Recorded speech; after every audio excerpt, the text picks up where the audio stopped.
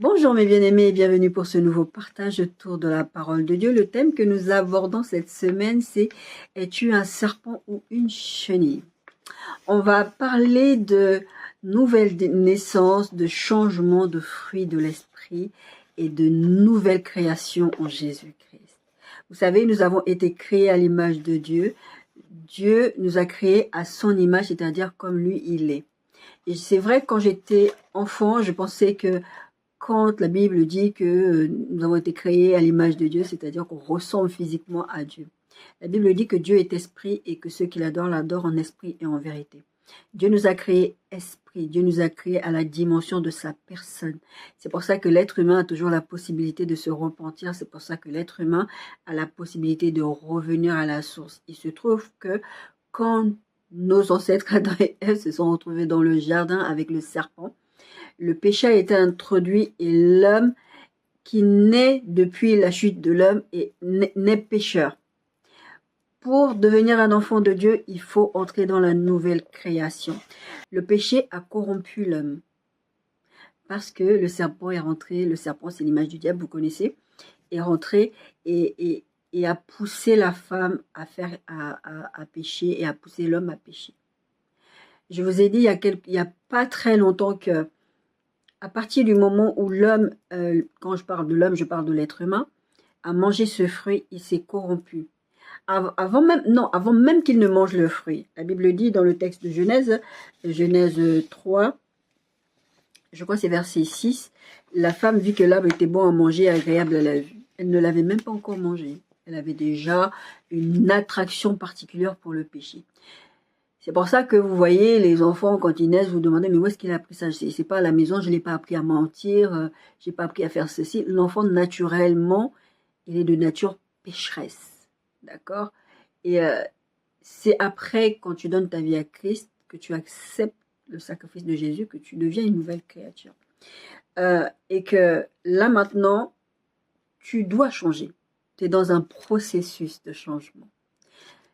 Il y a quelques semaines, voire quelques mois, mais il n'y a pas très très longtemps, je crois que c'était en début d'année, je discutais avec ma sœur, on parlait des choses de Dieu. Moi, j'aime beaucoup parler, discuter autour de la parole de Dieu. Je ne pense pas que ce soit simplement lié à l'appel sur ma vie. Je pense que simplement, je suis passionnée par discuter les choses de Dieu. Et quand j'en parle pas trop, j'avoue que je me sens un peu... Voilà. Donc, on parlait de ça et dans ce que je lui disais, je lui ai parlé justement de cette thématique. C'est pour ça que je l'ai noté.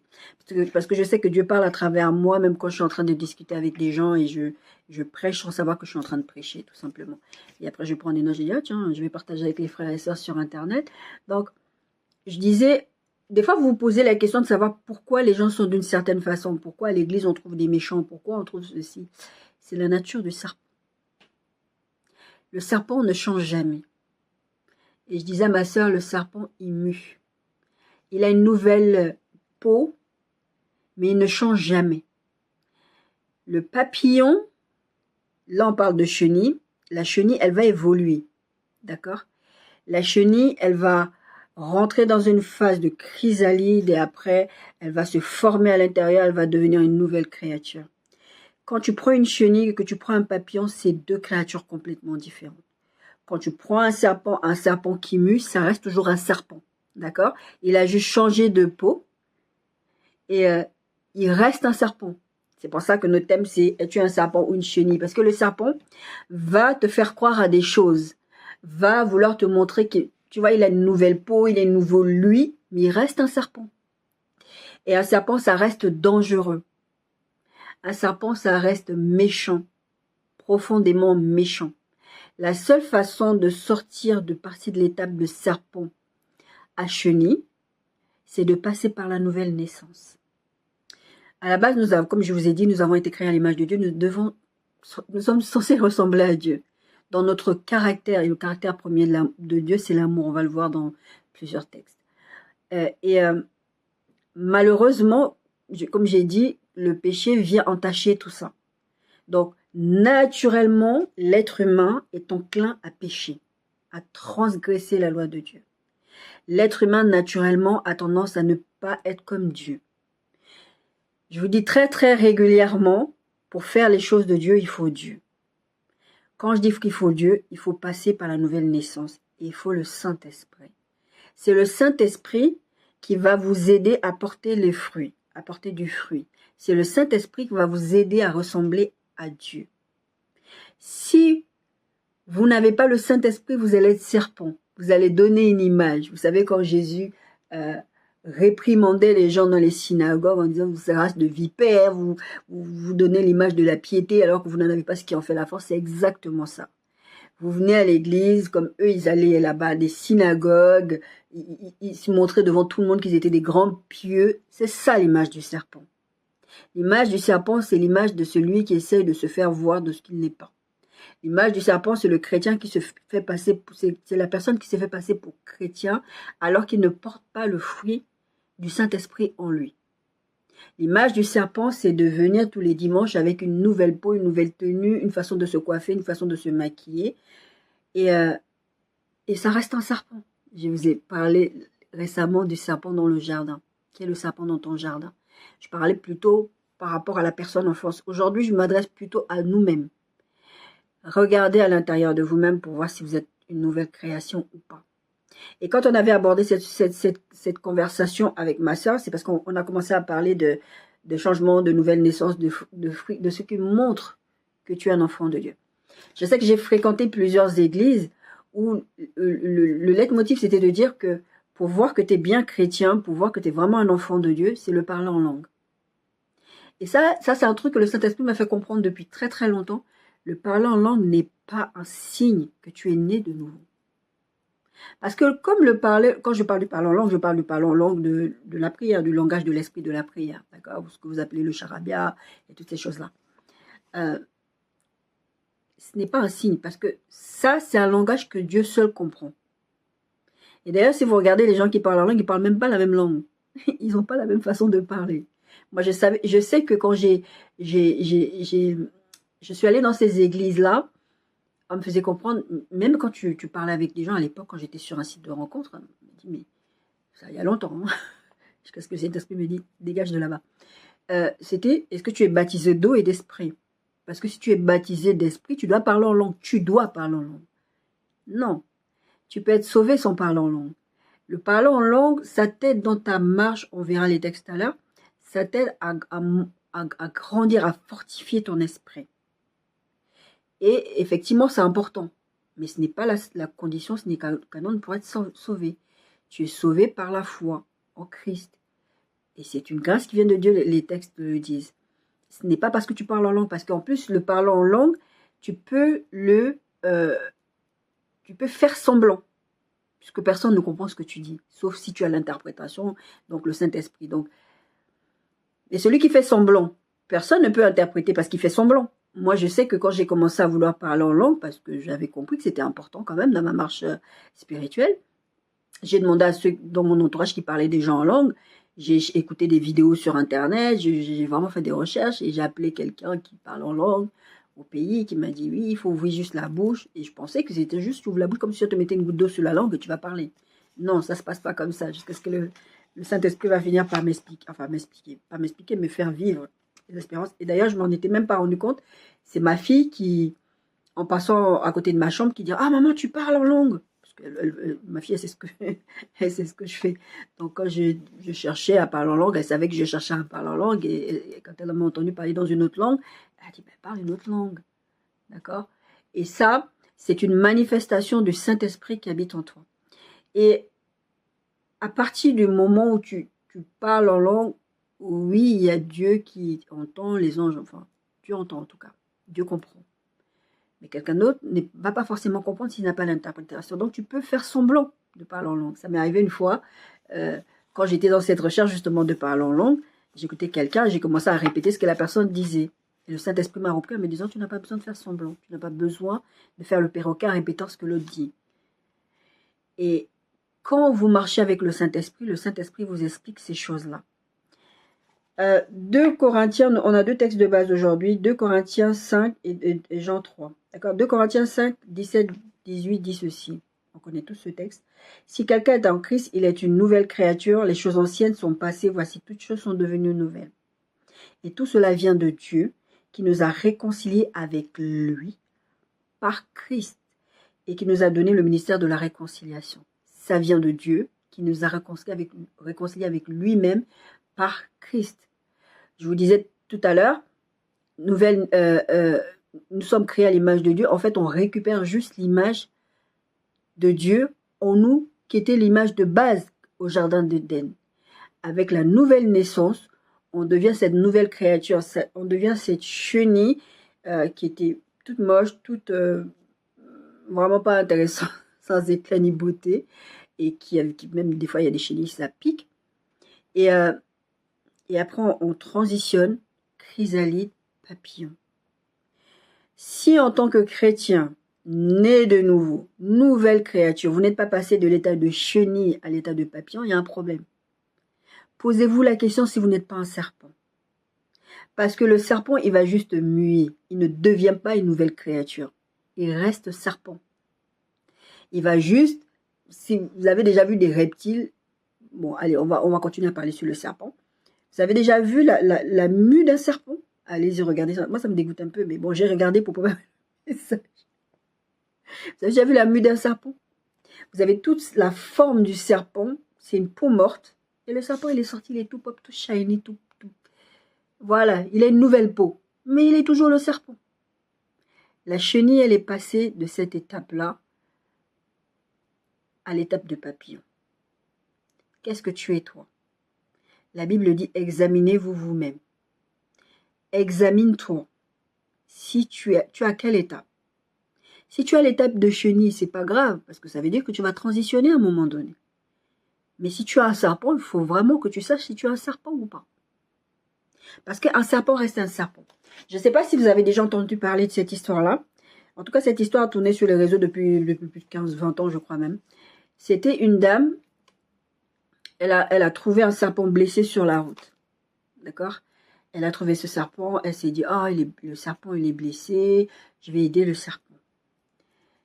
Et elle ramasse le serpent, elle ramène le serpent à la maison, elle le nourrit, elle s'occupe de lui, et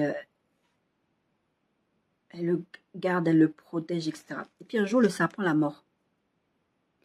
Et elle se fâche contre le serpent. Elle dit au serpent, mais pourquoi tu m'as mordu? Et le serpent lui a dit, mais je suis un serpent. Tu t'attendais à quoi? Je suis un serpent, tu t'attendais à quoi? C'est pas parce que tu es gentil avec un serpent que le serpent ne doit pas être serpent. Il y a des serpents dans vos vies et des fois c'est vous-même le serpent et vous n'avez pas conscience d'avoir affaire à un serpent parce qu'il a une peau toute propre, toute machin. Et si vous n'avez pas le Saint-Esprit, vous n'allez pas discerner à qui vous avez affaire. C'est pour ça que vous avez besoin du Saint-Esprit pour discerner d'abord le serpent dans vos vies, comme je l'ai dit dans une précédente prédication, et de discerner si vous-même n'avez pas les traits du serpent. La Bible parle, Jésus parlait aux pharisiens, aux chefs de la loi, il leur disait, vous avez pour père le diable, envers le texte. Vous avez pour père le diable parce que vous manifestez les caractères du diable. Quand on reprend ce texte de Genèse 3, à un moment donné, la femme va accuser le serpent, l'homme va accuser la femme, et l'accusateur des frères, la Bible dit, c'est le diable. Quand vous commencez à manifester des caractères du diable, c'est que vous avez pour père le diable. Il ne se tient pas dans la vérité, il est meurtrier dans le commencement. Il y a plein de choses de chez lui que vous allez manifester. À partir du moment où déjà Ève a amorcé ce dialogue avec le serpent, elle commence à manifester des choses du serpent. Et on verra ce texte à l'heure. Le fait de marcher, ne marchez pas dans le conseil de méchants, c'est le psaume qui parle de ça, ça va vous emmener à fonctionner comme le serpent. À faire des choses que peut-être que naturellement, vous qui êtes censé être papillon, vous n'êtes pas censé faire, mais vous allez commencer à manifester des caractères du serpent parce que les mauvaises compagnies corrompent les bonnes mœurs. Vous allez commencer à fonctionner d'une certaine façon. C'est pour ça que je dis examinez-vous vous-même à la lumière de la parole de Dieu, à la lumière du caractère de Dieu, pour savoir qui vous êtes vraiment. Parce que vous ne pouvez pas venir dans la présence de Dieu, aller à l'église, aller devant les frères et sœurs dans le monde, essayer de montrer. Parce que moi, j'écoute des podcasts, j'écoute des histoires d'enfants qui dévient de la vie, qui partent dans des choses vraiment n'importe quoi. Pourquoi? Parce qu'ils ont eu des parents chrétiens extrêmement religieux et extrêmement méchants. Vous pensez que en traitant vos enfants d'une certaine façon parce que vous êtes des chrétiens, vous êtes en train de faire la volonté de Dieu?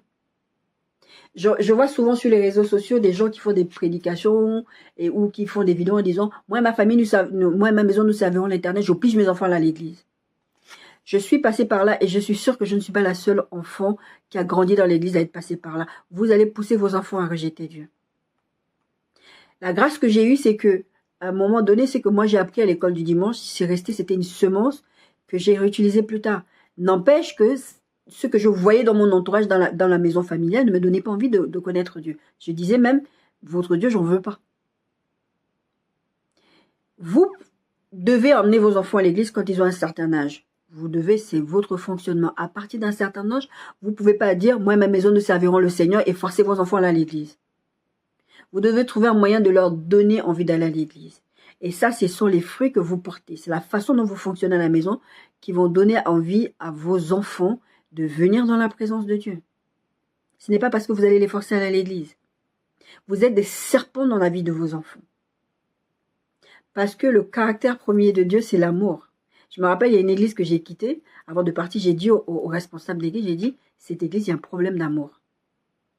Si vous ne savez pas manifester l'amour, il y a un problème, vous ne manifestez pas Christ. Manifester l'amour, ça ne veut pas dire laisser les gens faire ce qu'ils veulent. Parce que tu peux aimer quelqu'un et corriger. J'ai dit ça à ma fille il y a quelque temps. Parce qu'elle pensait que, parce que je l'ai sanctionnée sur quelque chose, je ne l'aime pas. Elle m'a demandé, est-ce que tu m'aimes? Je lui ai dit, mais il faut que tu fasses la différence entre quand je te sanctionne et l'amour. Justement, le fait que je t'aime, je dois te sanctionner. Je ne dois pas te laisser faire ce que tu veux. Je ne dois pas te laisser aller n'importe où.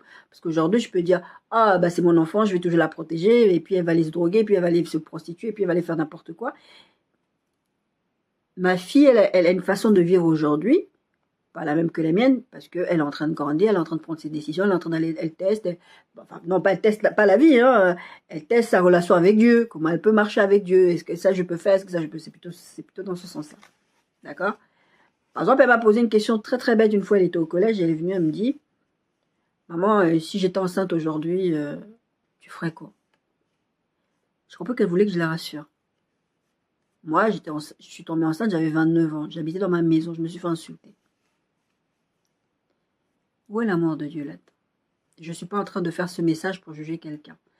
Mais vous devez vous examiner et est-ce que vous êtes en train de montrer une peau neuve où on vous a accusé, on vous a dénoncé, on a vu ce que vous étiez, et vous avez fait peau neuve, vous avez mué, on parle de serpent, et vous êtes revenu avec une nouvelle peau, et les gens croient que, ah, ça y est, il est changé, et vous êtes toujours la même personne à l'intérieur, parce que vous êtes un serpent. Il y a une histoire qui s'était passée comme ça en Australie aussi. Ouais, c'était de toute façon les Australiens. Ouais. Il y avait une boutique, une animalerie en fait, et en haut de l'animalerie, il y avait un appartement. Je crois que c'était le... Non, je crois pas que c'était le propriétaire de l'animalerie qui habitait là. Peut-être que c'était sa famille, je sais pas. Mais en tout cas, il y avait des vivariums, il y avait des pitons, il y avait des trucs. Et il y a un serpent, il s'est échappé d'un vivarium, il a étouffé, je crois, 1 ou 2 enfants. Sur un enfant. C'est un serpent. Un serpent, c'est un serpent.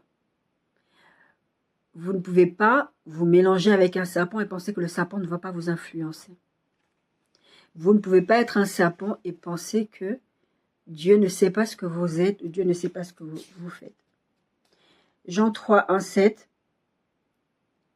c'est l'histoire de Nicodème. Je vais vous parler d'une nouvelle naissance. Et la nouvelle naissance, ce texte parle particulièrement de nouvelle naissance parce que Nicodème, c'était un chef des pharisiens. Je vais vous lire le texte.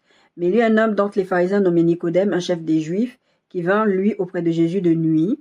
Parce que vous savez, c'était un chef, les pharisiens, ils n'aimaient pas Jésus. D'accord? J'ai un message qui vient sur ce texte-là, parce que je l'ai enregistré il y a très très longtemps. Je ne l'ai pas encore mis en forme pour le partager avec vous. Et il va venir de nuit pour se présenter à Jésus, parce qu'il est attiré par le message de Jésus. Mais il a honte, il est gêné, il ne veut surtout pas que ses collègues sachent que lui, il parle avec Jésus. Parce que ses collègues n'aiment pas Jésus. Il dit à Jésus, Rabbi, nous savons que tu es un docteur venu de Dieu, que personne ne peut faire ces miracles que tu fais si Dieu n'est pas avec lui. On verra les textes tout à l'heure, mais vous ne pouvez pas faire les choses de Dieu sans Dieu. Vous ne pouvez pas marcher avec Dieu. Je vous dis même souvent, vous ne pouvez pas faire le ministère de Dieu, vous ne pouvez pas obéir à Dieu sans Dieu. Parce que le Saint-Esprit va vous expliquer des choses. Des fois, il y a des choses que vous pensez que c'est pas mauvais. Moi, ça m'est déjà arrivé de me faire agresser verbalement et excéder, je vais répondre. Je vais crier sur la personne. Et quand je rentre chez moi, le Saint-Esprit me dit, qu'est-ce que tu penses de ton attitude? Il ne me l'a pas dit sur place, peut-être probablement parce que je n'étais pas en train d'écouter. Je n'allais pas écouter. Qu'est-ce que tu penses de l'attitude que tu viens d'avoir? Oui, mais Saint-Esprit, t'as vu comment elle m'a parlé et tout, il fallait que je la remette à sa place. Le Saint-Esprit me dit, ta réponse n'était pas correcte. Tu vas aller demander pardon à cette personne. Et moi, je suis énervée parce que je me dis, attends, la personne va croire qu'elle a raison, mais ça m'est arrivé tellement de fois. Ça m'est arrivé plusieurs fois, ce truc-là. Mais la personne va croire qu'elle a raison. Ça m'est arrivé avec une personne avec qui je ne parle plus. Elle, c'est vraiment un serpent, pour le coup. C'est pas un jugement de valeur, c'est la vérité. Je veux dire, à un moment donné, Jésus, il dit que, on va voir dans le texte de Matthieu, vous devez porter, la mauvaise âme ne peut pas porter du bon fruit. C'est tout. Il faut voir les fruits que les gens portent. C'est comme ça que vous déterminez si vous êtes un serpent ou pas. Et je vais dire au Seigneur, mais non, mais cette personne, je ne veux même pas en entendre parler. Saint-Esprit va me dire, tu vas t'excuser. Et cette personne, elle s'est dit, elle m'a demandé pardon, c'est qu'elle avait tort. Non, je demande pardon parce que j'obéis à la parole de Dieu. Parce que comme le Saint-Esprit m'a dit une fois, quand je dis j'obéis à la parole de Dieu, parce que vous avez tendance à entendre, quand vous entendez la parole de Dieu, vous dites que la Bible. Non, la parole de Dieu, c'est la parole qui sort de la bouche de Dieu. Donc ça peut être la Bible, ça peut être un réma aussi, ça peut être moi quand je suis en conversation comme ça avec le Saint-Esprit. Et qui va me dire, mais la personne va dire, non mais elle est venue demander pardon parce qu'elle même sait ce qu'elle a fait. Non, j'ai demandé pardon parce que l'offense était réelle, mais la réponse n'était pas correcte. Et quand vous marchez par le Saint-Esprit, vous vivez selon ce que Dieu vous dit, selon la parole de Dieu. D'accord? Donc, on parle de cette histoire de Nicodème qui va demander comment naître de nouveau, et lui, il n'a pas compris, il va se dire, mais comment je vais pas retourner, j'ai 30, je sais plus quel âge il avait, je vais pas retourner dans le ventre de ma mère. Jésus va lui dire, non, c'est pas comme ça. C'est en vérité, Jésus répondit, en vérité, je te le dis, si un homme ne naît de eau et d'esprit, il ne peut entrer dans le royaume de Dieu. Ce qui est né de la chair est chair, ce qui est né de l'esprit est esprit. D'accord? Pour devenir enfant de Dieu, il faut être réconcilié de nouveau avec Christ. Et c'est ça qui te fait revenir à l'image première que Dieu t'a donnée, à la ressemblance de Dieu. Et si ça ne se passe pas, parce que j'ai connu des gens très très proches qui ont donné leur vie à Christ comme ça sur une émotion, ou d'autres qui ont fait semblant de faire la prière du salut. C'est pour ça que je vous ai déjà dit à quelques reprises que la prière du salut n'est pas biblique en fait. On le fait parce que bon voilà, on amène les gens, on conduit les gens dans la prière à leur salut. Mais la prière de salut n'a pas de sens en vrai. Parce que la vérité, je suis sûre qu'il y a des gens dans votre entourage qui ont fait la prière du salut, mais qui ne portent aucun fruit de l'esprit. Et vous êtes, certains d'entre vous, êtes convaincus que ces personnes-là, c'est des papillons. Mais c'est des serpents. Ils vont vous faire croire qu'ils sont des papillons, qu'ils sont des chenilles. On voit de devenir papillons, et vous allez le croire parce qu'ils ont fait la prière de salut. Ou parce qu'ils vont à l'église. Je dis très souvent, même concernant les artistes, que c'est pas parce qu'un artiste prononce le nom de Jésus, d'un coup comme ça, vous dites, il est chrétien. Ça n'a rien à voir. C'est le fruit que la personne porte. Et je disais à ma soeur dans cette conversation que je vous disais tout à l'heure, ce n'est pas le parler en langue, parce que tu peux le feindre. C'est le fruit de l'esprit. C'est ce que tu produis. C'est ce qui ressemble à Dieu que tu produis. Tu peux le feindre pendant un temps, mais un jour, ça va se révéler. Tu peux faire semblant d'être une bonne personne, comme les gens disent. D'ailleurs, j'ai toujours dit, la gentillesse n'est pas un fruit de l'esprit. D'accord? Il y a la bonté, qui est un fruit de l'esprit. Il y a la bénignité, qui est un fruit de l'esprit. Mais la gentillesse n'est pas un fruit de l'esprit. Donc, quand vous êtes là en train de dire, je suis gentil, il est gentil, ça n'a rien à voir avec Dieu. C'est la nature humaine qui est comme ça. D'accord? Ça n'a rien à voir avec l'Esprit de Dieu. L'Esprit de Dieu, il y a des caractéristiques qui sont très très propres au fait d'être un enfant de Dieu, d'être une nouvelle créature. Donc, on a pris l'exemple de chenille, mais je peux mettre, es-tu un serpent ou un papillon? En fait, c'est ça que j'aurais dû mettre. Est-ce que tu es un serpent ou un papillon? Mais j'ai préféré mettre chenille parce que la chenille, c'est le début. Tu commences. D'ailleurs, c'est même pas, il y a les larves, des trucs comme ça.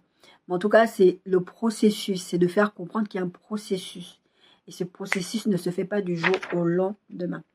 Jean 8, 36, 51. C'est dans Jean 8, 36, 51, le verset 44 qui dit que le diable vous êtes les enfants du diable. Parce que vous faites ce que votre père fait. D'accord? Si donc le Fils vous a franchi, vous serez réellement libre. Donc si Jésus vous a franchi, vous ne pouvez plus être de la nature de serpent. Vous êtes réellement libre, vous devenez un papillon. D'accord? Le papillon, le serpent, Dieu l'a maudit. Il rampe par terre. Il est censé rester par terre. Un papillon, la Bible parle aussi d'aigle, il est censé rester dans les arbres. Vous n'êtes pas censé être terre à terre. Vous n'êtes pas censé être dans des choses où vous n'êtes pas censé être. Parce que vous êtes de la nature divine. D'accord? Il dit, je sais que vous êtes la postérité d'Abraham, mais vous cherchez à me faire mourir parce que ma parole ne pénètre pas en vous. Déjà, quand on regarde l'Ancien Testament, tu ne tueras point. C'est un commandement de Dieu. Et eux, les pharisiens, ils veulent faire mourir Jésus parce que pour eux c'est Belzébul, c'est tout ça. Et Jésus va leur dire, eux, ils vont dire, on est de la postérité d'Abraham. Jésus va dire, non, vous ne pouvez pas être de la postérité d'Abraham parce que vous voulez me faire mourir. Et d'ailleurs, petite parenthèse, à un moment donné, quand les gens essayent de faire tuer l'apôtre Paul, ils vont faire des jeûnes et des prières, ils vont prendre une décision, jeûner jusqu'à ce que Paul meure. Serpent. Ils vont décider d'utiliser les outils de Dieu. Je vous disais la dernière fois, en vous prenant l'exemple de Job, en vous disant, le diable a fait croire à Job que c'était Dieu qui était en train d'agir parce qu'il utilisait les méthodes de Dieu. Mais quand tu marches avec Dieu, tu sais comment Dieu fonctionne, tu sais que Dieu va utiliser telle méthode il peut me sanctionner, mais c'est pour me corriger. La Bible dit, si vous ne laissez pas votre père vous corriger, c'est que vous êtes des enfants illégitimes. D'accord? Je sais que vous êtes la postérité d'Abraham, mais vous cherchez à me faire mourir parce que ma parole ne pénètre pas en vous. Je dis ce que j'ai vu chez mon père, ça c'est Jésus qui parle toujours, et vous faites ce que vous avez entendu de la part de votre père.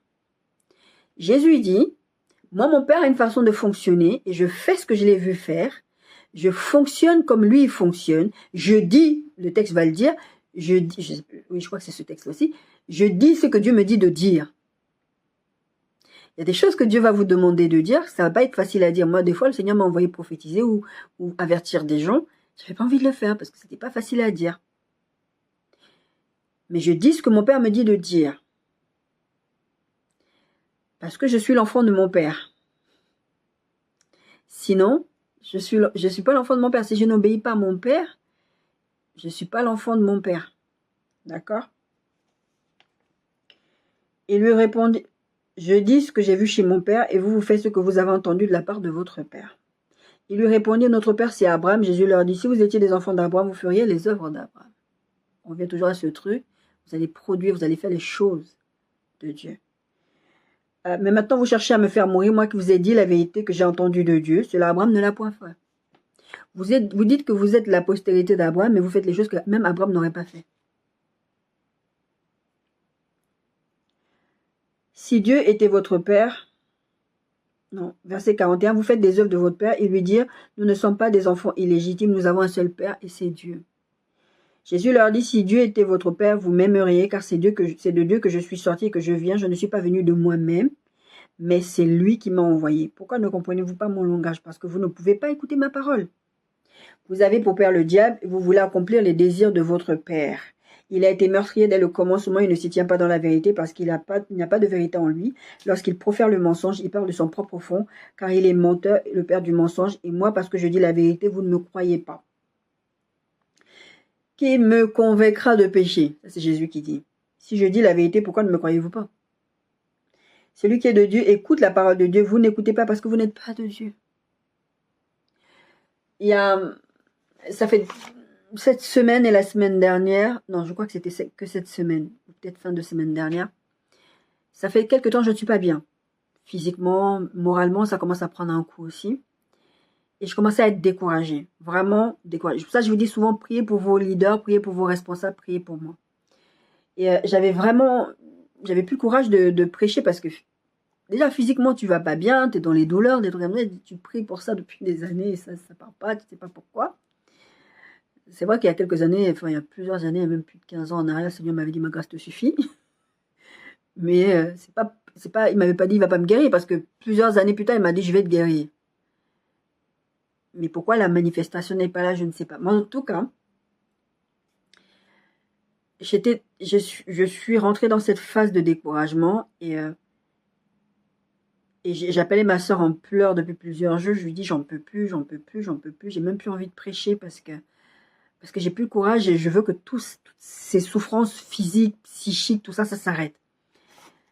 Et le Seigneur, en 2 nuits différentes, il vient me parler de la même chose. J'ai été donné des talents, j'ai été donné des dons, j'ai été donné quelque chose. J'ai été dit d'aller prêcher. Tu dois faire ce que je te dis si tu es mon enfant. Et moi, le matin, je me réveille, je suis en colère. La première fois que j'ai fait le rêve, là, c'était la semaine dernière, j'étais en colère, j'ai pleuré, j'ai dit, mais Seigneur, t'as pas pitié de moi?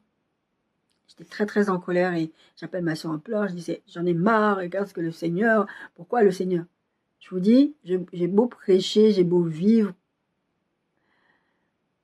en tant qu'enfant de Dieu, ça ne veut pas dire que je suis parfaite. Je marche, c'est un processus. C'est un processus. Je dois apprendre à dépendre de Dieu, je dois apprendre à écouter Dieu, mais il y a des moments, j'écoute pas, parce que je suis fatiguée.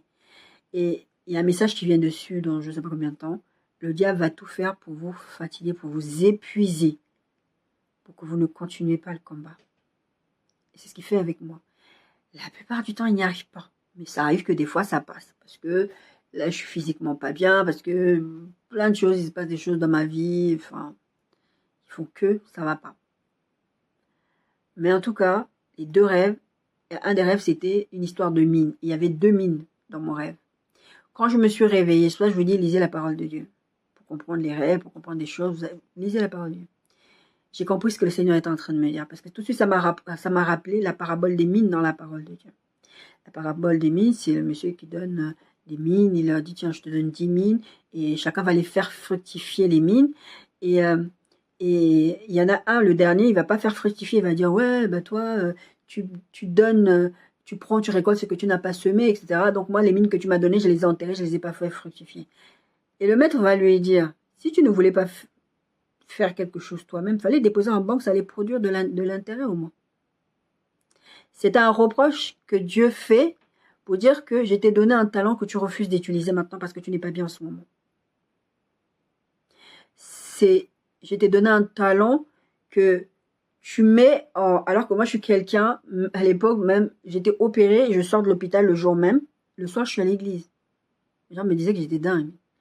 Il n'y avait jamais rien qui m'arrêtait. Bon, c'est vrai que les douleurs, plus les années passent, plus c'est intense, quoi. C'est devenu compliqué. Même là, assise comme ça, c'est très, très difficile. J'ai un lit médicalisé et tout parce que c'est très compliqué. Mais peu importe. Seigneur me dit, je t'ai donné un talent. Donc là, j'ai fait ce premier rêve. Ensuite, là, il y a quelques jours, j'ai refait le même rêve dans la même direction. C'était vraiment une reproduction du premier rêve sur les mines que j'ai fait. Mais la différence, c'est que ce deuxième rêve me parlait d'une deuxième chose. C'est-à-dire que j'avais un avertissement pour me dire, maintenant, ça suffit. Je sais que tu es en train de passer par ce moment-là. Maintenant, tu vas aller faire ce que je te dis de faire. Une fois, le Seigneur m'avait dit ça aussi avec une personne. Il m'a dit d'aller aider une personne qui était en train de passer une période spirituelle. Et moi, j'étais dans une période où j'étais pas bien. J'ai dit à Dieu, écoute, va envoyer quelqu'un d'autre. Parce que moi, j'ai pas envie de le faire. T'as pas vu dans quel état je suis? Est-ce que tu veux pas d'abord t'occuper de moi avant de m'envoyer aller faire des choses? Le Seigneur m'avait repris, m'a dit, je ne t'ai pas demandé comment tu te sens. C'est pas que Dieu est insensible. Hein. Je t'ai demandé d'aller faire quelque chose, tu obéis. Et donc ce rêve-là, c'est la même direction pour me dire, je t'ai donné quelque chose, tu es censé aller m'obéir, tu es censé aller prêcher, faire toutes ces choses-là, en dépit de tes circonstances. D'accord? Et la deuxième partie, parce que quelques jours avant, depuis quelques temps, je vis vraiment des combats, des choses comme ça, et ça commence à me déprimer, ces choses-là. Et je dis, Seigneur, j'en ai marre qu'il y a des gens qui vont s'en prendre à moi, mais vraiment strictement pour rien. Et j'ai ce sentiment qu'il n'y a pas de justice. Et le Seigneur, dans ce rêve, il me reprenait encore sur cette partie de dire, je te donne un talent, tu l'utilises. Et la deuxième partie du rêve, c'était pour me dire, je m'occupe d'eux. Je me suis réveillée le matin au lieu de prendre bien et de louer Dieu et de dire ouais Seigneur merci parce que à toi la vengeance, à toi la rétribution, parce que c'est ce que le Seigneur est en train de me dire, qui s'occupe de ces personnes-là. Je vais pas vous raconter la parce que c'était très très très spécifique quand même. En tout cas j'ai pleuré, j'étais fâchée, j'ai dit à Dieu mais ça fait des années que ça dure. Ça fait des années que ça dure. Ok, tu me parles de justice, tu me parles de toutes ces choses-là. Je ne souhaite pas forcément qu'il arrive du mal aux autres, mais c'est là que je pense aux lamentations de Jérémie, à tous ces anciens dans la Bible qui disaient, mais on dirait que le méchant est prospère. Et que ceux qui sont justes, ils sont en train de souffrir. C'est vraiment cette histoire de... C'est des serpents, mais ils ont tellement une nouvelle peau que les gens ne voient pas que c'est des serpents. Et moi, souvent, et même encore là, il y a ou avant hier, le Seigneur est en train de me parler de ça, dans un autre message dans un des rêves. Le Seigneur parle beaucoup avec moi, aussi dans les rêves, que ce soit dans la Bible ou plein d'autres choses. C'était vraiment... J'ai fait déjà plusieurs rêves depuis plusieurs années où il y a des serpents, des constrictors, des crocodiles, des choses comme ça qui font semblant d'être pas dangereux. Et dans mon rêve, je sais qu'ils sont dangereux parce que c'est sûrement le ministère prophétique qui fait ça. En tout cas, le Saint-Esprit me fait comprendre que je sais que cet animal ou cette personne est dangereuse. Et personne ne s'en rend compte parce que une nouvelle peau bien propre qui donne l'impression que cet animal ou cette personne, parce que ça représente des personnes, ces animaux-là que je vois dans mes rêves. Et c'est pas évident parce que toi, tu veux faire la volonté de Dieu et tu dois faire la volonté de Dieu. Mais bien aimé, ce que je voudrais vous encourager, c'est de lâcher prise. Ça, c'est quelque chose sur lequel je travaille. Et je pensais avoir lâché prise. C'est pour ça que je ne me suis pas rendu compte que c'était en train de venir vraiment à grand galop. Je ne me suis pas rendu compte. Je pensais que j'avais lâché prise et que j'avais pardonné. Que voilà. Une fois, le Saint-Esprit m'avait enseigné que j'avais pardonné une personne. D'après moi, j'avais pardonné une personne. Et puis un jour, je sais plus ce que j'ai fait. J'ai prié. J'étais dans un temps de jeûne. Et le Saint-Esprit me révèle que tu n'as pas pardonné à cette personne. Je me suis dit, Seigneur, je l'ai pardonné, même devant ta présence, je suis venue. Il me dit, tu sais pourquoi tu penses que tu l'as pardonné et que tu es en paix avec cette situation? C'est parce que tu n'es pas en face de cette personne. Et j'ai réalisé au fur et à mesure des années que, effectivement, je me rends compte quand j'ai pardonné ou pas à une personne, mais véritablement, même quand je suis dans le processus, parce que souvent le pardon, c'est un processus. Déjà, il faut commencer par prendre la décision de pardonner, ça c'est important. C'est pas une option, c'est vraiment un commandement de Dieu. Et après, c'est de rentrer dans ce processus et de chasser les pensées et de se retrouver devant cette personne et de prier pour cette personne. C'est pour ça que Jésus disait, priez pour ceux qui vous persécutent. Parce que quand tu apprends à prier pour quelqu'un qui t'a fait du mal ou qui te fait du mal, tu apprends à relâcher, à vraiment pardonner complètement. D'accord? Les serpents ne savent pas faire ça. C'est que les papillons qui savent faire ça. C'est que les chenilles, on voit devenir papillons qui savent faire ça. Parce que eux, les serpents ont pour père le diable. La Bible dit que, le texte qu'on a lu, il ne se tient pas dans la vérité.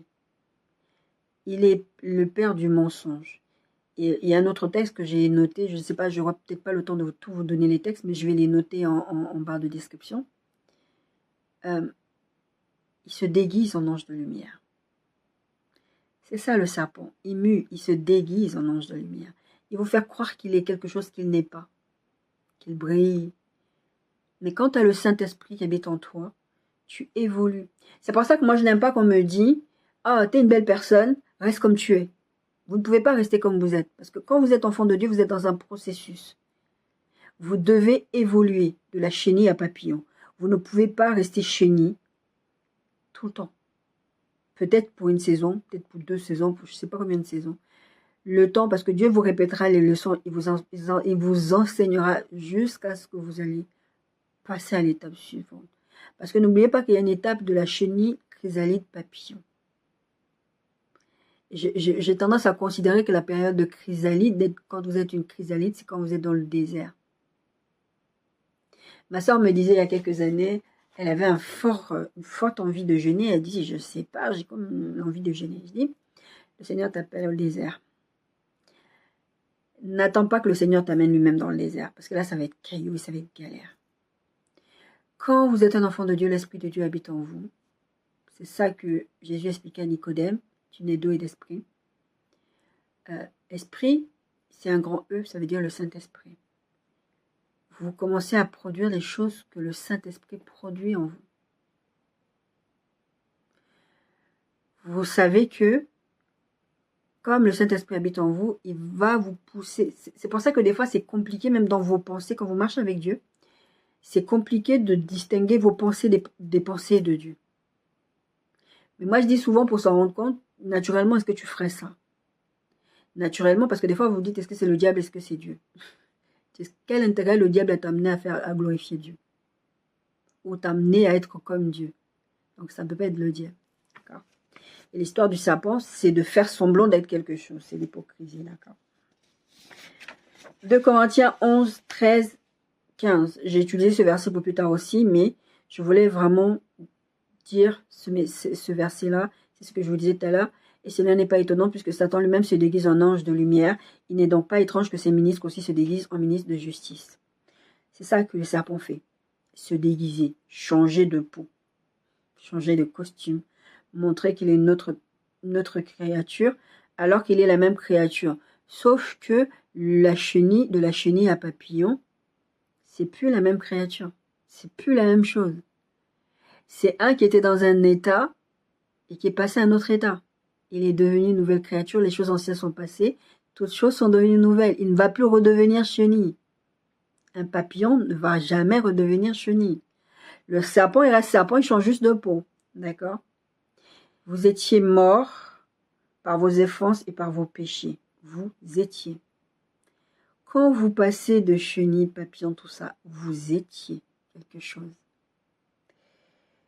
Vous étiez mort par vos offenses et par vos péchés dans lesquels vous marchiez autrefois. Selon le train de ce monde, selon le prince de la puissance de l'air de l'esprit qu'il agit maintenant dans les fils de la rébellion. Jésus disait dans le texte de Jean 14, 30, il n'y a rien de lui en moi. Je vous disais tout à l'heure, le texte de Genèse, à un moment donné, tu vois la femme et tu vois Adam et Ève avoir des paroles du serpent. Jésus, il dit, il n'y a pas de diable en moi. Et là, le texte de Éphésiens dit, vous agissiez avant selon le prince de la puissance de l'air de l'esprit qui agit maintenant dans les fils de la rébellion. Est-ce que vous êtes les fils de la rébellion? Est-ce que vous êtes le serpent? Nous tous aussi, nous étions de leur nombre. Vous étiez de leur nombre. Et nous vivions autrefois selon les convoitises de notre chair, accomplissant les volontés de la chair et de nos pensées, et nous étions par nature des enfants de colère comme les autres. Avant, nous avions la nature même du serpent. Mais Dieu qui est riche en miséricorde, à cause du grand amour dont il nous a aimés, nous qui étions morts par nos offenses, nous a rendu la vie avec Christ. C'est pas grâce que vous êtes sauvés. Il nous a ressuscités ensemble, il nous a fait asseoir ensemble dans les lieux célestes à Jésus-Christ, afin de montrer dans les siècles à venir l'infinie richesse de sa grâce par sa bonté envers nous en Jésus-Christ. Car c'est par la grâce que vous êtes sauvés par le moyen de la foi. Je vous disais ça en début. Et cela ne vient pas de vous, c'est un don de Dieu. Ce n'est point par les œuvres afin que personne ne se glorifie. Ce n'est pas un travail de l'être humain, c'est le travail de l'Esprit de Dieu. C'est pour ça que vous naissez d'esprit. C'est pour ça que vous ne pouvez plus être la même créature. C'est pour ça que vous êtes une nouvelle création. Car nous sommes son ouvrage ayant été créé en Jésus-Christ pour de bonnes œuvres que Dieu a préparées d'avance afin que nous les pratiquions. Votre caractère va changer, votre façon d'agir avec les gens va changer. Les œuvres, vous allez pratiquer des bonnes œuvres, préparées d'avance pour eux. Mais si vous ne le faites pas comme là, le Seigneur vient me dire dans les rêves, là, tu n'es pas en train de pratiquer les bonnes œuvres que j'ai prévues. Tu n'es pas en train de faire ce qu'il faut. Ok, il y a eu des moments où j'étais très très douloureuse, mais là, en fait, c'est devenu même psychologique. Ça ne va pas. Là, il y a un problème dans ta façon de fonctionner. 1 Jean 5, 18, 21. Ça, c'est un texte, c'est un texte très très dur, mais il faut comprendre ce que dit ce texte. Nous savons que quiconque est né de Dieu ne pêche point. Mais celui qui est né de Dieu, mais celui qui est né de Dieu se garde lui-même et le malin ne le touche pas. Je vous ai raconté là récemment, je crois que c'était la précédente prédication, je vous disais quand le diable vient m'attaquer la nuit, je lui dis dégage, je t'appartiens pas. Une fois, une nuit, il y a plusieurs années, il est venu me trouver dans mon ancien appartement, je crois, il y a 3-4 ans, pour venir me prendre. Je dormais, je sens comme quelqu'un qui est en train d'essayer de m'étrangler, me tuer dans mon sommeil. Et le matin, je me rappelle, quand je me suis réveillée, je me suis fâchée contre Dieu. Parce que c'était vraiment à l'époque où j'avais pas encore... C'est pas que j'avais pas compris mon autorité, mais je prenais pas souvent mon autorité. Je ne me servais pas souvent de enfin, je me servais de mon autorité, mais pas à tous les coups. Et donc, le diable vient la nuit pour essayer de me tuer. Et je l'entends, en plus, il était tellement vilain. Je vais te tuer, je vais te tuer, avec une voix comme ça, je vais te tuer, je vais te tuer, je vais te tuer. Et à un moment donné, je lui dis, je ne t'appartiens pas, tu ne peux pas me tuer. Et il continue, si, je vais te tuer, je vais te tuer, je vais te tuer. Je vous ai dit récemment que si le diable pouvait tuer Jésus, c'était au moment où il le transportait de la montagne à l'autre montagne, au haut du temple, il l'aurait tué. Les gens, le diable, quand il vient vous menacer comme ça, en général, c'est même pas en général, c'est juste pour vous effrayer, vous intimider. Et il était là, mais j'ai tout fait dans mon sommeil. Je vais te tuer, meurs. J'étais là et je pleurais au sommeil. Tu ne me tueras pas, je ne t'appartiens pas, tu ne me tueras pas, je ne t'appartiens pas. Et plus je disais ça, plus les trains se relâchaient. Et il est parti. La Bible dit, résistez au diable et il fera loin de vous. Moi, je sais que je ne t'appartiens pas. Tu vas tuer qui? Je t'ai pas ouvert des portes. C'est pas Dieu qui t'a donné l'autorité sur ma vie. Donc, tu vas me tuer en quoi? Et le matin, je me suis réveillée, j'ai pleuré, j'ai dit à Dieu, j'ai dit, Seigneur, comment t'as laissé le diable? Après, il m'a dit, il allait rien te faire. J'ai dit, ouais, mais tu dis ça, mais tu l'as laissé quand même m'attaquer, t'as vu? J'ai failli mourir cette nuit, t'avais pas à mourir, j'étais là, il allait rien te faire. Quand vous marchez avec Dieu, il y a des choses comme ça que vous vivez. Le serpent, il a l'air sûr de lui. Il y a une soeur qui m'a demandé il y a plusieurs années, qui m'a dit, mais comment les gens, ils font le mal, ils arrivent à dormir la nuit? J'ai dit, des fois, on n'est pas avec eux, hein. Des fois, ils ne dorment pas en paix. Hein. Il y en a, ils ne dorment pas en paix, c'est juste, ils devront... Vous savez, comme l'image Instagram, ils vous font croire que tout va bien et que ça ne va pas. On ne souhaite pas le mal aux gens. Mais en tout cas, il y a des gens qui vont vous donner une image et c'est juste des serpents. D'accord? Celui qui est né de Dieu se garde lui-même et le malin ne le touche pas. Là, je vous ai donné un témoignage. Il ne peut pas lui faire du mal, mais il ne peut pas non plus te pousser, te forcer à pécher. Le péché est une décision. C'est comme quand on dit oui, quelqu'un a trompé quelqu'un, c'est une erreur, c'était pas fait exprès. Non, tromper quelqu'un, c'est une décision. Jésus dit, tu commences dans ta tête, là tu commences à penser à un péché, et puis la convoitise va amener, et puis à un moment donné, ça va amener la mort, parce que tu vas pratiquer le péché. D'accord? Nous savons que nous sommes de Dieu, et que le monde entier est sous la puissance du malin. Nous savons aussi que le Fils de Dieu est venu et qu'il nous a donné l'intelligence pour connaître le véritable avec un grand V, c'est-à-dire Jésus. Et nous sommes dans le véritable en son Fils Jésus-Christ. C'est lui qui est le Dieu véritable et la vie éternelle. Petits enfants, gardez-vous des idoles. Ça, ce sont les choses que le serpent fait. Les serpents aiment l'idolâtrie. Je vous ai mis plusieurs de ces textes-là pour vous donner un peu des exemples non exhaustifs de ce que le serpent fait. Et que vous regardiez dans cette liste-là, est-ce que je fais ça? L'idolâtrie, je dis souvent, l'idolâtrie, c'est pas juste d'aller prier la Vierge Marie ou d'aller prier une statuette. Vous pouvez idolâtrer vos enfants. Dieu vous a donné un enfant, maintenant vos enfants comptent plus que Dieu. L'argent, par exemple, le matin, vous réveillez, TikTok, tout ça, c'est de l'idolâtrie. D'accord? Quand tu es un papillon, tu fais ce que le créateur du papillon te dit de faire. Jésus, il faisait ce que Dieu lui disait de faire. Pourquoi nous, on ne fait pas ce que... Si nous sommes une nouvelle créature, c'est-à-dire que maintenant, nous avons la capacité d'entendre Dieu. Je disais à ma soeur, je crois que c'était hier, ouais, c'était hier, je discutais de ça avec elle. Je lui disais, je pleure. Je lui disais, moi, je croyais à l'époque, enfin, je croyais. La normalité, c'est qu'un enfant de Dieu doit être capable d'entendre Dieu.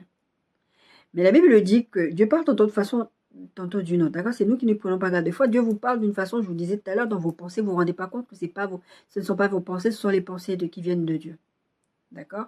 Donc, des fois, voilà, vous n'arrivez pas à distinguer, mais parce que l'Esprit de Dieu habite en vous. Donc, forcément, il va passer par les pensées, il va passer par les rêves, il va passer par la Bible, il va passer par plein de moyens. Moi, des fois, je suis là en train de regarder un film et Dieu va me donner une prédication. Déjà, un message pour moi, pour partager à son peuple aussi. D'accord? En tout cas, quand vous avez l'Esprit de Dieu qui habite en vous, vous allez imiter Dieu. Le texte, il y a un des textes que j'ai pris, la Bible dit « Soyez des imitateurs de Dieu ». Le papillon est un imitateur de Dieu. Le serpent, il est serpent.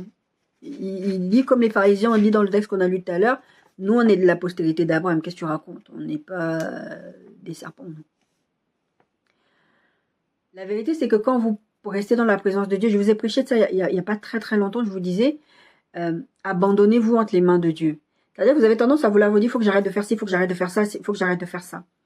Mais en fait, c'est quand vous êtes dans la présence de Dieu, avec le Saint-Esprit, marchez par l'Esprit et vous n'accomplirez pas les désirs de la chair. C'est que le texte dit qu'on va utiliser ce texte aussi. Le désir de péché n'est pas là souvent. Et souvent, vous allez trébucher parce qu'il y a une pensée du diable qui va venir, parce que vous allez vous retrouver dans une situation où vous allez voir quelque chose qui va vous attirer ou quelque chose comme ça. Vous savez, les papillons sont des fois attirés par la lumière. Vous connaissez l'expression, d'accord? Vous savez, beau être papillon, vous allez être attiré, mais vous pouvez vous brûler. D'accord? Donc, il faut faire attention à ça. Ça ne veut pas dire que vous êtes parfait et que vous ne péchez absolument pas, parce que le péché, c'est la transgression de la loi, mais quand vous êtes dans la présence de Dieu, le désir de péché se diminue de plus en plus, au point que ça ne vous tente même pas. Je vous avais donné un témoignage ici en vous expliquant que j'ai été addict à la pornographie et toutes ces choses-là. Et un jour, comme ça, à force d'être... Je me plaignais au début, je disais à Dieu, ouais, t'as vu, regarde, plus de 20 ans en arrière. Regarde, à cause de toi, j'ai donné ma vie à toi, je suis toujours en train de regarder ces bêtises-là, comment ça se fait, j'arrive pas, et pourtant je prie, ça ne part pas. Et le jour où c'est parti, je m'en suis rendu compte 6 mois après. Pardon. Les 6 mois-là, je n'avais pas regardé.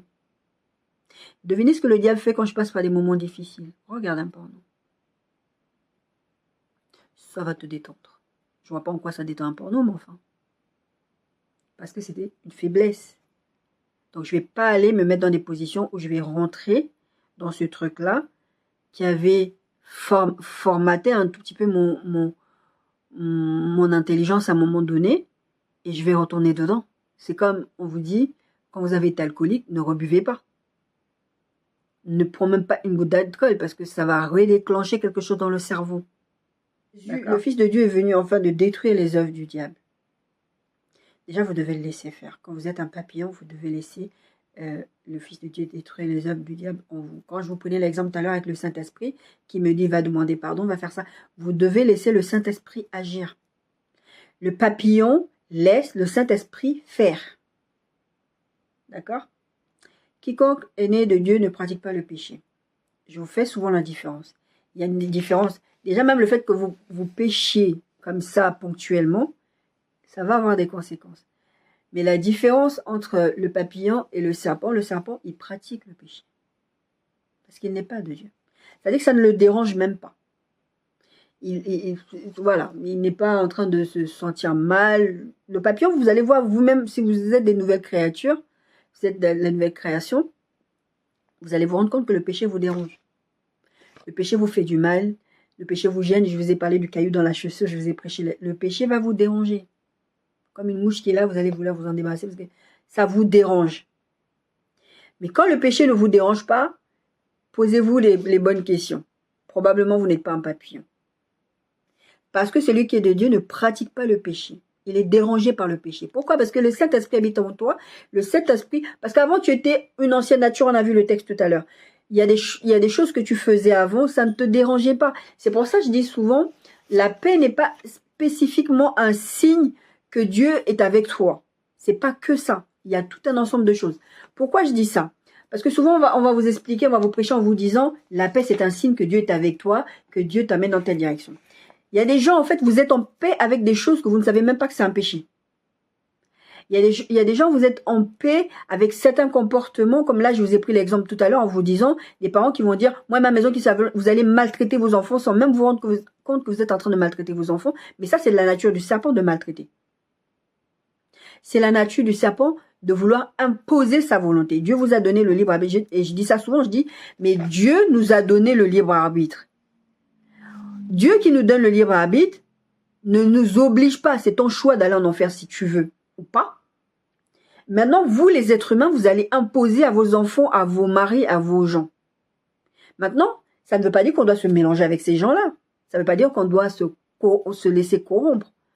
Mais ça veut dire qu'il y a des attitudes du papillon et des attitudes du serpent. À un moment donné, il y a des choses que ce n'est pas normal que tu pratiques ça si tu dis que tu es un enfant de Dieu. Parce que comme j'ai dit, le premier caractère de Dieu, c'est l'amour. L'amour pardonne, l'amour excuse, l'amour... Je vous invite à lire ce texte sur la charité. La charité est patiente, la charité... Des fois, c'est difficile. C'est pour ça que je vous dis qu'on est dans un processus. Chenille, chrysalide, papillon. C'est un processus. Tu ne deviens pas... La chenille ne va pas devenir papillon du jour au lendemain. Il y a des étapes. Mais par contre, il faut te poser la question, est-ce que je suis dans une chrysalide ou je suis en train de muer? Et la suite du texte dit, on est toujours dans le texte de 1 Jean 3, verset 10, c'est par là que se font connaître les enfants de Dieu et les enfants du diable. Quiconque ne pratique pas la justice n'est pas de Dieu, non plus que celui qui n'aime pas son frère. L'amour, c'est le caractère, c'est un commandement. Et à chaque fois dans ce texte-là et dans plusieurs textes que j'ai notés dans mes notes, Jésus va parler d'amour. Si vous n'aimez pas, vous n'êtes pas de Dieu. Comment vous pensez... Je vous ai pris l'exemple tout à l'heure de la dame qui a ramené le serpent à la maison. Elle a dû se dire, j'ai sauvé la vie du serpent. Le serpent va me montrer de la reconnaissance. Le serpent ne montre pas de la reconnaissance parce que le serpent ne sait pas le faire. Le diable vous attaque souvent parce qu'il ne prend pas en compte l'amour de Dieu pour vous. Le diable vous attaque parce que il répète la même chose. Il y a un moment donné, si vous confessez votre péché, Dieu est juste et fidèle pour vous les pardonner, vous purifier. Le diable, il va vous pousser à pécher en se disant, moi j'ai fait ça, Dieu m'a chassé. Il ne prend jamais en compte l'amour de Dieu pour nous. Je veux dire, il a envoyé son fils mourir à la croix pour nous, quelqu'un sans péché. Il s'est mis à un autre niveau pour nous sortir, pour venir détruire les œuvres du diable dans notre vie. Venez comme vous êtes, ça ne veut pas dire venez comme vous êtes et restez comme vous êtes. Si vous restez comme vous êtes, ça veut dire que vous êtes un serpent. Le papillon ne reste, la chenille ne reste pas chenille. Elle passe à l'étape de papillon à un moment donné. Donc, nous devons, ce qui vous a été annoncé et ce que vous avez entendu dès le commencement, c'est que nous devons nous aimer les uns les autres et ne pas ressembler à Caïn. Caïn était du malin. Je vous en ai parlé récemment. Il tua son frère. Et pourquoi le tua-t-il? Parce que ses œuvres étaient mauvaises. Le serpent est mauvais. Je vais passer rapidement pour finir ce message. Il y a plusieurs textes qui parlent de, en fait, les œuvres du serpent. D'accord? Par exemple, le texte de Galates 5. Le texte de Galates 5 parle des choses qu'il ne faut pas faire. Parle aussi des choses qu'il faut faire. Quand vous portez de fruits, vous portez quel genre de fruits? D'accord? Il dit, frère, vous avez, Galates 5, 13, 26. Frère, vous avez été appelés à la liberté, seulement ne faites pas de cette liberté un prétexte de vivre selon la chair. Mais rendez-vous par la charité, serviteur. La charité, ça veut dire l'amour. Serviteurs les uns des autres, car toute la loi est accomplie dans une seule parole. Dans celle-ci, tu aimeras ton prochain comme toi-même. Je vous dis, il y a plusieurs textes qui parlent d'amour. Mais après de l'amour découle plein d'autres choses. Si vous êtes un papillon, une chenille, enfin, quelle que soit l'étape dans laquelle vous êtes, il y a des choses qui doivent sortir de vous, d'accord? La Bible dit, verset 16, marchez selon l'esprit et vous n'accomplirez pas les désirs de la chair. C'est ce que je vous disais à l'instant. Quand je vous disais, le péché, c'est la transgression de la loi et celui qui est de Dieu ne pêche pas. Je dis, ce texte est très très dur comme ça, mais il faut le comprendre. Surtout quand tu fais parallèle avec ce texte, tu comprends que, ah oui, en fait, quand tu marches selon l'esprit, tu ne vas pas accomplir les désirs de la chair, tu ne vas pas accomplir les désirs même du diable. Tu vas avoir tendance, ça va venir en processus, ça va venir, et petit à petit, tu ne vas pas le faire, d'accord? Marchez sur l'esprit et vous n'accomplirez pas les désirs de la chair, car la chair a des désirs opposés à ceux de l'esprit, et l'esprit a des désirs opposés à ceux de la chair, pour que vous ne fassiez pas ce que vous voulez. C'est ce que le texte est en train de dire. Si vous êtes conduit par l'esprit, vous n'êtes point sous la loi, et les œuvres de la chair sont manifestes. L'impudicité, l'impurité, la dissolution, l'idolâtrie, la magie, les inimitiés, les querelles, la jalousie, les animosités, les disputes, les animosités, les disputes, les divisions, les sectes, l'envie, l'ivrognerie, les excès de table, et toutes les choses semblables. Ça, c'est le serpent qui fait ce genre de choses. Le serpent va avoir une nouvelle peau, il va muer, mais ça fait partie de sa nature, d'accord? Et la Bible dit, je vous le dis d'avance, comme je l'ai déjà dit, que ceux qui commettent de telles choses n'hériteront point le royaume de Dieu. Mais le fruit de l'esprit, c'est l'amour, la joie, la paix, la patience. L'amour en premier, hein. La joie, la paix, la patience, la bonté, la bénignité, la fidélité, la douceur, la tempérance. Quand le Seigneur me dit, il y a des choses comme ça, le Seigneur me dit, tu dois te contrôler. On a parlé des accès de table, tu dois te contrôler. Pourquoi tu vas manger comme si on va te tuer? Mon beau-père disait, comme si on va te vendre.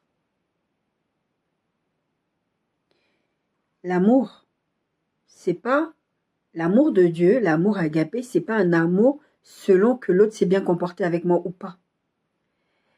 Parce que si c'était ça l'amour, Dieu ne nous aimerait pas. Nous ne sommes pas aimables.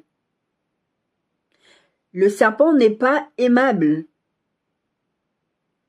Pourtant, Dieu a créé un serpent. Je vous signale que Dieu a créé le serpent. Bon, il avait des pattes apparemment avant, mais Dieu a créé le serpent. Dieu a créé Satan, Lucifer. Je vous disais la dernière fois, Dieu a créé Lucifer, Dieu n'a pas créé le diable. Il est devenu le diable parce que voilà, il s'est corrompu. L'amour, c'est pas selon que la personne est aimable ou pas, ou qu'elle est digne d'être aimée ou pas. Tu aimes, c'est tout. La joie, quelles que soient les circonstances. Après, je dis souvent, je prends l'exemple souvent, ouais, la joie en toi, mais ça ne veut pas dire que, par exemple, dans un enterrement, tu vas manifester la joie. Ça dépend. Moi, j'ai toujours dit à mon enterrement, je sautais de joie, parce que je m'en vais au ciel. La terre, c'est ghetto, c'est fatigant. La paix aussi, ça ne dépend pas des circonstances. D'accord? La patience. Ça, c'est un truc avec lequel j'ai un peu du mal, mais je travaille là-dessus. La loi n'est pas contre ces choses. Ceux qui sont à Christ ont crucifié la chair avec ses passions et ses désirs, donc tout ce qu'on a cité en haut. Si nous vivons par l'esprit, marchons aussi selon l'esprit, ne cherchons pas une vaine gloire et en nous provoquant les uns les autres, en nous portant envie les uns aux autres. Il y a tout plein d'autres textes qui parlent de ça. Heureux l'homme qui ne marche pas selon le conseil des méchants, psaume 1 à 6, qui ne s'arrête pas sur la voie des pécheurs et qui ne s'assied pas en compagnie des moqueurs, mais qui trouve son plaisir dans la loi de l'Éternel. Le serpent aime aller faire les congossants. Le serpent aime aller se moquer des gens. Le serpent aime critiquer les gens.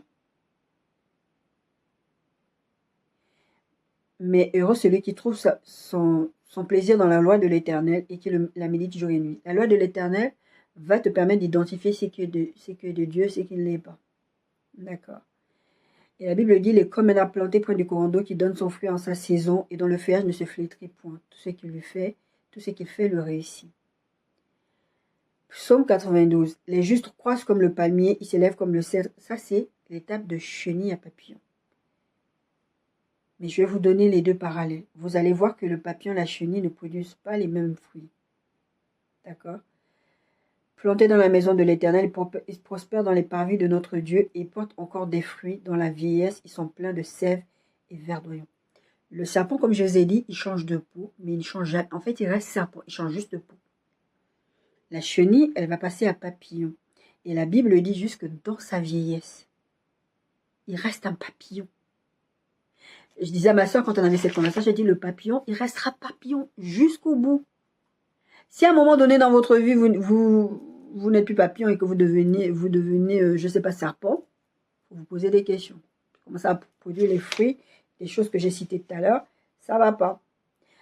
Matthieu 12, 30, 37, je vous en ai parlé un tout petit peu au début de la vidéo, c'est ce que Jésus disait. Jésus va dire, parler toujours avec ses pharisiens, celui qui n'est pas avec moi est contre moi, celui qui n'assemble pas avec moi disperse. C'est pourquoi je vous dis, tout péché et tout blasphème sera pardonné aux hommes, mais le blasphème contre le Saint-Esprit ne sera pas pardonné. Quiconque parlera contre le Fils de l'homme, c'est-à-dire contre lui. il sera pardonné. Tu peux insulter Jésus, parce que nous tous, on est passés par là, on a insulté Jésus un jour avant de donner notre vie à Christ, d'accord? Mais il dit, mais quiconque parlera contre le Saint-Esprit ne sera pas... C'est ça qu'on appelle le blasphème contre le Saint-Esprit, c'est de refuser le salut, c'est de refuser d'être une nouvelle créature. C'est ça le blasphème contre le Saint-Esprit. Ce n'est pas d'insulter Jésus, parce qu'à un moment donné dans votre vie, moi j'ai insulté Jésus un jour, parce que je ne croyais plus en Jésus. D'accord? Tu peux insulter Jésus, tu peux même insulter Dieu. Dieu, ça ne le blesse pas, ça glisse sur lui. Par contre, si tu meurs et que tu t'es pas devenu comme Nicodème a dit, comment on devient une nouvelle créature, comment on est de nouveau, si tu ne t'es pas repenti, tu n'as pas donné ta vie à Christ, là c'est fini pour toi. C'est ça le blasphème, parce que tu vas mourir sans être sauvé. Et il n'y aura pas de pardon pour ça, parce que Dieu ne va pas venir. C'est ça que le texte est en train de dire, parce que Dieu ne va pas venir à la fin des temps, il y a le jugement dernier. Oh, toi tu savais pas, pauvre de toi, le message n'est pas arrivé, oh, c'est pas rentré dans ton cerveau, tout ça. Oh, tu ne seras pas pardonné, parce que tu n'auras pas fait ça de ton vivant. D'ailleurs, quand vous avez des biens, quand vous avez quelque chose, vous faites un testament de votre vivant. Ce n'est pas après que vous allez laisser les gens se bagarrer pour votre héritage. C'est stupide. Combien de familles se retrouvent déchirées comme ça parce que la personne meurt, vous n'avez pas préparé votre mort. J'ai écouté une histoire, j'ai regardé une vidéo la semaine dernière ou la semaine d'avant, je ne sais plus. Je crois que c'était en Norvège ou en Suède. Ils préparent à partir du moment où les gens arrivent à 40, 45, 50 et plus, ils commencent à préparer leur mort. Parce que pour eux, la mort fait partie de la vie. C'est-à-dire que, par exemple, si tu as une maison qui est remplie de meubles, remplie de bibelots, les gens ne veulent pas que, à leur mort, leurs enfants s'occupent de ça. Donc, ils préparent, ils commencent à vider leur maison, ils commencent à débarrasser des choses qu'ils savent qu'ils ne vont pas garder. Ils préparent leur mort. Préparez votre éternité. Les serpents n'hériteront pas le royaume de cieux. C'est pas écrit dans la Bible, mais c'est littéralement toute la Bible, c'est ça. Les serpents n'hériteront pas le royaume de cieux. Si vous ne changez pas, si vous ne réglez pas votre vie maintenant, vous n'hériterez pas. Le serpent n'héritera pas. Il n'a pas de part avec Dieu. Satan ne sera jamais sauvé. Si vous voulez marcher avec votre père, le diable, et marcher comme Satan, vous n'allez jamais être sauvé. Mais à un moment donné, vous devez sortir de cet état de serpent, d'arrêter de muer et de passer à l'étape de chenille et de passer à l'étape de nouvelle création. Vous ne pouvez pas rester un serpent parce que le serpent ne sera pas sauvé. Et Jésus, il continue, il dit, ou dites-vous que l'arbre est bon et que son fruit est bon, ou dites que l'arbre est mauvais et que son fruit est mauvais, car on ne connaît pas l'arbre, car on connaît l'arbre par le fruit. Race de vipères, comment pourriez-vous dire de bonnes choses méchants comme vous êtes? J'ai dit, il a mué, mais il reste un serpent. Son fond est mauvais. Car c'est de l'abondance du cœur que la bouche parle. Ce qui est à l'intérieur de toi va sortir à un moment donné. L'homme bon tire des bonnes choses de son bon trésor et l'homme méchant tire les mauvaises choses de son mauvais trésor. Je vous le dis, au jour du jugement, les hommes rendront compte de toute parole vaine qu'ils auront proférée, car par tes paroles tu seras justifié et par tes paroles tu seras condamné. Tu ne peux pas produire quelque chose de bon en étant un serpent. Et je vous disais, tu mues. Le texte de Jésus, ça représente parfaitement cet exemple de mue. Tu ne peux pas produire, tu peux muer, mais tu ne deviens pas une nouvelle créature. Tu n'es pas une nouvelle créature. Tu seras toujours serpent. D'accord? Jésus va dire, Jean 15 à 29, je suis le cep, vous êtes les sarments. C'est lui qui porte du fruit. Enfin, vous devez porter du fruit. Ce texte parle de ça. Vous devez manifester la présence de Dieu dans votre vie. Parce que celui qui ne manifeste pas dans la présence de Dieu dans sa vie sera coupé, jeté au feu. Je vous disais tout à l'heure, je vais utiliser ce texte, on me disait, devenez les imitateurs de Dieu, Éphésiens 5:1, comme les enfants bien-aimés. Et marchez dans la charité, à l'exemple de Christ, c'est-à-dire dans l'amour. Il va dire, l'impudicité ne doit pas être au milieu de vous. L'espèce d'impureté, ça, je vous ai déjà dit ça dans d'autres textes, mais je vous remets encore ces textes-là. Ce n'est pas les mêmes textes, hein, c'est des textes différents. C'est pour vous dire que vous devez comprendre ce qu'est le serpent, qui est le serpent, comment le serpent fonctionne. Et si ça, c'est dans votre cœur, vous devez faire un reboot. D'accord? Cupidité ne soit même pas nommée. Il a dit, ne soit même pas nommé parmi vous. Ainsi qu'il convient à des saints. Vous êtes censés être des papillons, vous ne pouvez pas fonctionner comme des serpents. Qu'on n'entende ni paroles déshonnêtes, ni propos insensés, ni plaisanteries, choses qui sont contraires à la bienséance. Moi, je vous dis, avant, j'avais des blagues, c'était graveleux. Les gens me kiffaient parce que j'avais des blagues graveleuses. Je suis devenue un papillon. Je ne fais plus ce genre de blagues. Donc, il y a des blagues que vous ne devriez plus faire. Ça devrait vous déranger. Qu'on entende plutôt des actions de grâce. Or, car sachez-le bien, aucun impudique, impur, cupide, c'est-à-dire idolâtre, n'a d'héritage dans le royaume de Dieu. Il dit que personne ne vous séduise par des vains discours, car c'est à cause de ces choses que la colère de Dieu vient sur les fils de la rébellion. C'est-à-dire, ne vous caressez pas les hommes, vous dire, ah, c'est pas grave, je vais confesser mes péchés, je vais... Voilà, non. Des fois, on vous raconte des bêtises pour que vous continuez à pécher, et c'est faux. Autrefois, vous étiez témoins, mais maintenant, vous êtes lumière dans le Seigneur. Marchez comme des enfants de lumière, car le fruit de la lumière consiste en toutes sortes de bonté, de justice et de vérité. Examinez ce qui est agréable au Seigneur. Examinez ce qui est agréable au Seigneur et ne prenez point part aux œuvres infructueuses des ténèbres, mais plutôt condamnez-les. Quand vous êtes un papillon, vous ne pouvez pas être neutre. Vous devez condamner les œuvres de ténèbres dans vos vies. Je préfère même m'éviter de vous dire, la Bible dit reprends ton frère. Quand tu vois ton frère, reprends-le. Mais plusieurs chrétiens, vous allez sur les réseaux sociaux, vous allez dénoncer des gens. C'est même pas vrai ce que vous dites en plus. Examinez-vous vous-même. Car il est honteux de dire ce qu'il faut en secret, mais tout ce qui est condamné est manifesté par la lumière, car tout ce qui est manifesté est lumière. C'est pour cela qu'il est dit, réveille-toi, toi qui dors, relève-toi d'entre les morts, et Christ t'éclairera. Et la suite du texte, mais je vais m'arrêter là. Relève-toi entre les morts. Des fois, vous êtes là, vous êtes en train de dormir. Vous pensez que vous êtes bien. Et moi, je dis, ces derniers temps, je regarde beaucoup des choses sur la fin des temps. J'en parle aussi beaucoup. Je dis souvent aux gens, et je vois de plus en plus des gens sur les réseaux sociaux en parler aussi, parler de la fin des temps, de l'enlèvement. Je dis souvent à tous ceux qui veulent m'entendre, ne ratez pas l'enlèvement.